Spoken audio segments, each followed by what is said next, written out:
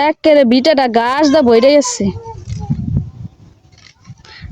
আর পুরা বিষ দিয়ে মাইরে ফেলাইলে পরিষ্কার হয়ে যাবে। এই দিক দিয়ে দেওয়া হয়েছে তাই না?